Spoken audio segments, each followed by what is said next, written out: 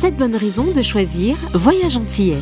Voyage Antillais est une agence antillaise depuis plus de 50 ans. Voyage Antillais vous réserve un accueil chaleureux, une qualité de service, un accompagnement soigné, toujours avec le sourire. Voyage Antillais vous propose les meilleurs prix.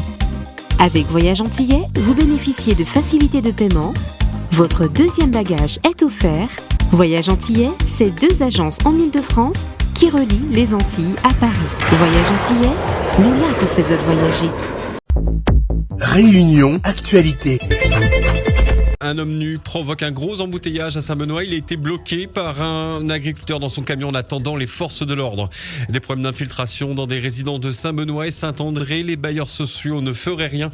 Les habitants sont à bout. Nous parlerons de problèmes de connexion sur le site de la CAF et de nombreux usagers nous appelaient pour signaler ce problème. Et dans le baromètre ce matin, nous parlions d'un éventuel changement du calendrier scolaire pour lutter contre la chaleur. Vos réactions à venir. Météo vigilance jaune, orage, forte pluie dans le secteur ouest et sud de midi à 19h. Météo complète à retrouver à la fin de cette édition. Et une histoire insolite ce matin. Un homme visiblement pas dans son état normal déambulait en pleine rue à côté de son camion nu. Il était nu comme un verre et bloquait la circulation. Un homme serait intervenu pour le bloquer dans son camion en attendant les forces de l'ordre. Vous étiez nombreux à nous appeler dans le secteur de Saint-Benoît. C'est à la sortie de Saint-Benoît, après les feux en direction de Saint-André, après le pont de Saint-Benoît. Il y a cet même individu que j'ai croisé à bras fusil, que le camion était au milieu du chemin. Il était tout nu. Et là, je l'ai reconnu et il y a quelqu'un qui l'a arrêté et je ne sais pas s'il a un sabre ou un bois.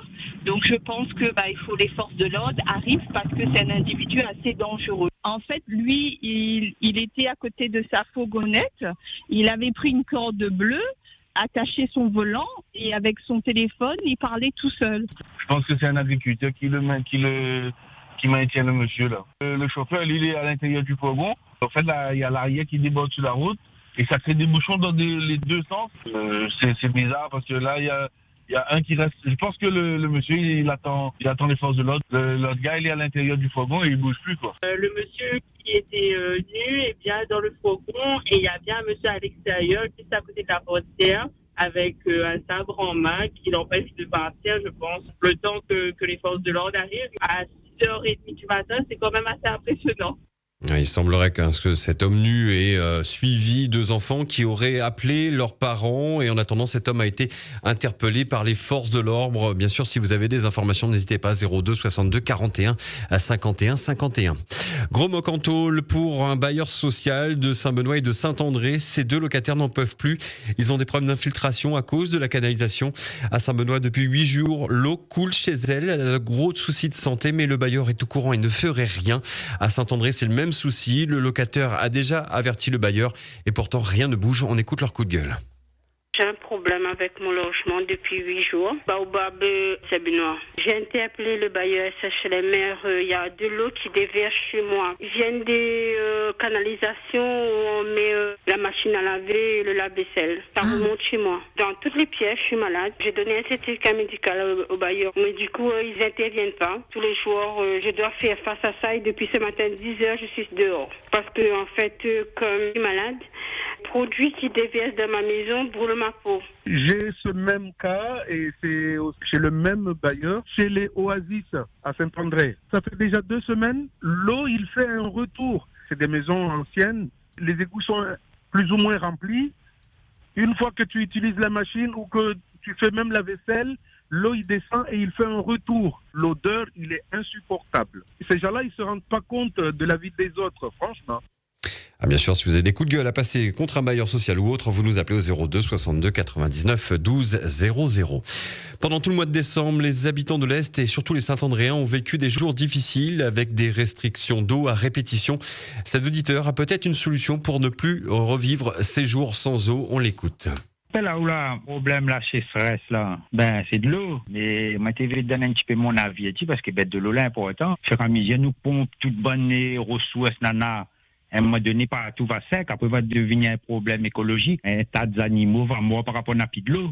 Longtemps, là, t'es obligé ou tu ramasses de l'eau parce qu'il n'avait pas un robinet. Et comme là, sous prétexte qu'il y a un robinet, personne ne ramasse plus de l'eau. Moi, je trouve ça très grave. Et pour autant, ramasse de l'eau parce qu'il préserve les ressources naturelles.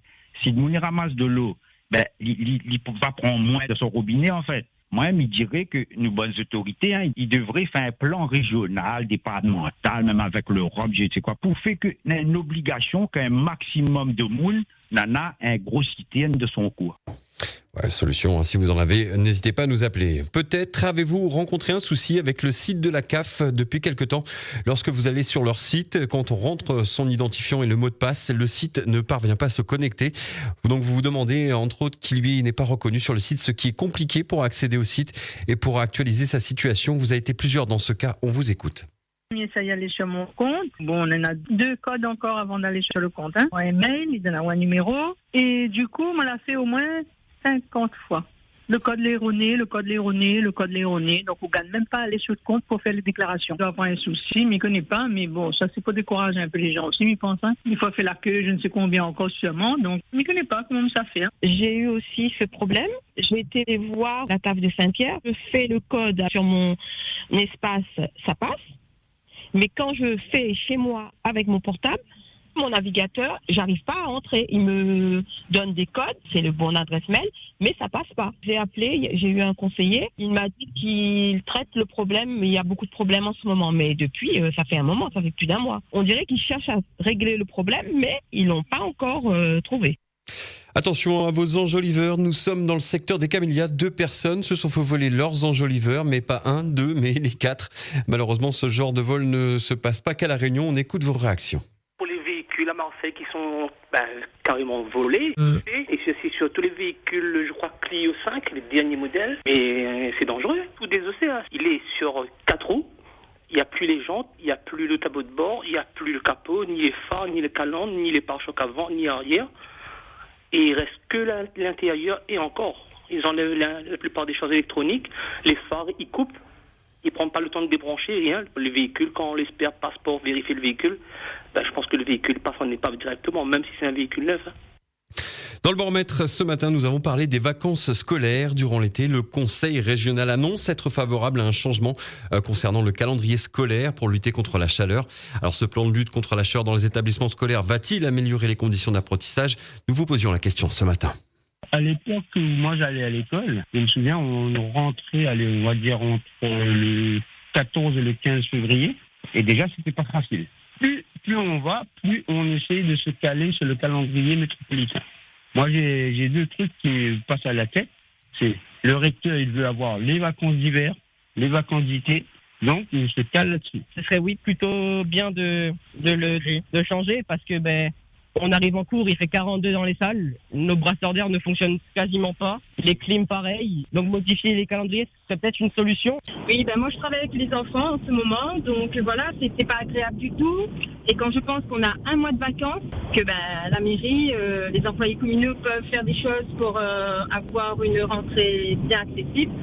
Donc, voilà, c'est inadmissible, de travailler dans ces conditions. Moi, je suis contre qu'on touche ce calendrier actuellement. Parce qu'en fait, il a été étudié pour que physiologiquement, les enfants soient le moins fatigués pour apprendre à l'école. Et franchement, ça fonctionne très bien. Quand on regarde le rythme d'apprentissage et le rythme de vacances, il est en totale adéquation avec les résultats scolaires. Freedom, la suite de vos appels, la suite du journal dans quelques instants, mais tout de suite des informations sur les conditions de circulation. Nous sommes du côté de Saint-Pierre. Marie, bonjour. Oui, bonjour Francky. Oui. Alors, du coup, la circulation là pour les vers Saint-Louis, c'est catastrophique. Il y a un accident, il y a un carambolage au niveau du secteur du radar de Pierrefonds pour aller vers Saint-Louis. Oui. Donc, du coup, un carambolage, il y a déjà les véhicules dépannage qui sont sur place. Donc, c'est une Dacia qui va monter sur le camion dépannage. Mais le deuxième véhicule, la Kangoo, elle attend toujours le camion arriver, ce qui cause un énorme embouteillage pour aller vers Saint-Pierre parce que les gens regardent l'accident dans le sens AV1. Oui, donc difficulté de circulation dans les 2 sens. Dans les 2 sens, voilà. Et le deuxième accident, c'est au niveau sens pour aller vers Saint-Louis, toujours sur la 4 à hauteur de Côte-Trans. Ah, il y a un accident là aussi ? Voilà, là aussi, un gros embouteillage également. Donc là, pareil, c'est un carambolage également pour aller vers Saint-Louis. Et là, les embouteillages, ça dépasse, je pense que ça arrive caserne là, au niveau de la 4 voies du tampon. Ah oui, caserne sens descendant. Exactement. Et là, les véhicules de secours, VSAV et tout, ils demandent le passage pour se retrouver. Le dépanneur, il demande. Le dépanneur, il demande la route non, pour. Les secours, pardon. VSAV et tout. Voilà. Ok. Ils demandent le chemin, ils sont à hauteur de Décathlon descendant pour aller vers Saint-Louis, sur les embouteillages.